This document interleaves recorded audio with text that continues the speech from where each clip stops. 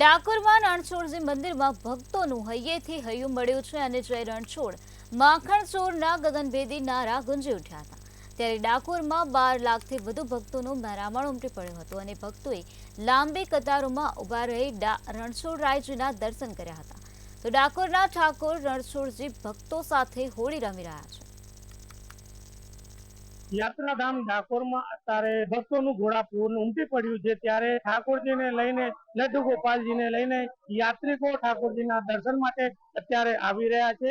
દૂર દૂરથી લોકો જ્યારે આવતા હોય છે ત્યારે ઠાકોરજીને લઈ અને ઠાકોરજીના જ દર્શન કરાવવા આવતા હોય છે। લડ્ડુ ગોપાલજીના શૃંગાર કર્યા છે। ભગવાનને વાંસળી બદામનો પ્રસાદ જેવા અનેક ભાવિક ભક્તો દ્વારા પ્રભુને દર્શન કરવા માટે આવી રહ્યા છે। ત્યારે હાલ અત્યારે આવ્યા છો તમે, ક્યાંથી આવ્યા છો?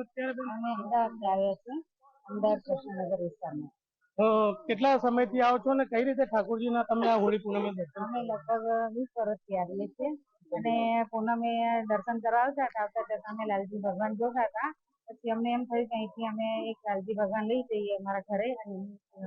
કેટલા વર્ષથી તમે આ લાલજી ભગવાનની પૂજા કરો? 20 વર્ષ।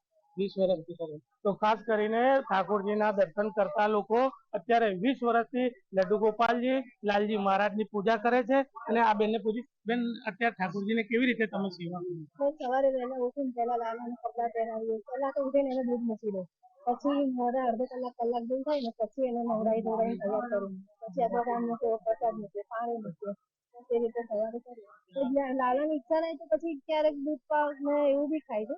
શીરો બીરો મન એવું થઈ જાય કે આજે શીરો બનાવો છે એમ કે આજે ઘી જેવું નથી કરતું, ક્યારેક એવું બી બને સગવડ થઈ જ જાય અને એને શીરો બનાવવો જ પડે ને બનાવી દઉં તો મૂકી દો।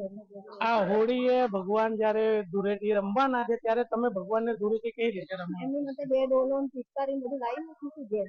આજે રાતે બધું રાતે તો થોડો કલર મૂકી દઈશ ને 2 ડોલો મૂકી દઈશ। પાછા રાધા કૃષ્ણની બી મૂર્તિ છે અને આખું ગોળ રીતે ગોઠવી દઈશ, ગોકુળી અંદર બધી ગાયો બધું મૂકી દઈશ અને સાથે આ લડ્ડુ ગોપાલ બલરામજી છે, સુભદ્રા બી છે ઘેર અને રાધા કૃષ્ણ બી છે, બધાને જોડે મૂકી અને ગુલાલ હું સવારે અને એવો ભાવ કરીશ કે લાલુ મને બી હા, તો ઠાકોરજીને ભાવપૂર્વક પ્રસાદ ધરવામાં આવે છે, ધૂળેટી રમાડવામાં આવે છે અને યુવાનો પણ ઠાકોરજીને અત્યારે ભાવભીનું દર્શન કરવા આવ્યા છે હોળીના। તમે શું કહેશો અત્યારે હોળીના દર્શન કરવા? બહુ સારું લાગે છે। કાનાજી લઈને આવ્યા છીએ, બલરામજી છે, એને સવારે ઉગાડવાના રાતે ઉગાડવાના બધું મિક્સ કરું છું, મમ્મી શણગાર કરે।